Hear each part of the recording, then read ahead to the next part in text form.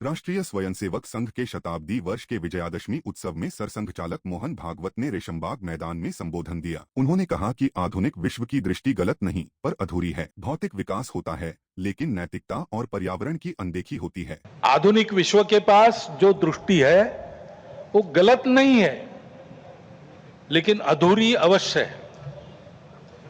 मानव का भौतिक विकास होता है, नैतिक विकास की ओर ध्यान नहीं रहता है। विकास होता है, पर्यावरण की ओर ध्यान नहीं रहता। विकास होता है, कुछ लोगों का होता है, कुछ का नहीं होता। भागवत ने अमेरिकी जीवन शैली पर तंज कसते हुए कहा, ऐसा जीवन जीने के लिए 5 पृथ्वी चाहिए जो संभव नहीं। उन्होंने जोर दिया कि भारत की दृष्टि भौतिकता के साथ मन, बुद्धि और आध्यात्मिकता का विकास कर सकती है। आज अमेरिका का जीवन विकसित माना जाता है, उसको आदर्श मानकर हम चले भारत के लोग, और हमने चाहा कि भारत अमेरिका जैसा जीवन जिए। तो कुछ अभ्यासक कहते हैं हिसाब करके ऐसा जीवन जीने के लिए और 5 पृथ्वियों की आवश्यकता लगेगी। ये विकास कैसे होगा? ये हो नहीं सकता।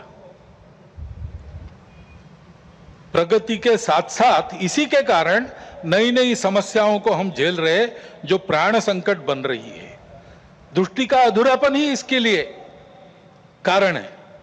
हमारी दृष्टि है, हमारी दृष्टि भौतिक विकास के साथ साथ मन, बुद्धि और आध्यात्मिकता का विकास कर सकती है, करती है। भागवत ने कहा, विश्व भारत से नई रचना की अपेक्षा कर रहा है। नीति चाहती है कि हम उदाहरण बनकर नया रास्ता दें। समूह के प्रति और सृष्टि के प्रति कर्तव्य बुद्धि और अपनेपन का साक्षात्कार व्यक्तियों में जगाने की शक्ति हमारी इस दृष्टि में है। सहस्रों वर्षों तक विश्व में इस दृष्टि के आधार पर हमने एक सुंदर, समृद्ध, शांतिपूर्ण, परस्पर संबंधों को पहचानने वाला और मनुष्य और सृष्टि का, मनुष्य और समूह का सहयोगी जीवन ऐसे प्रस्थापित किया था।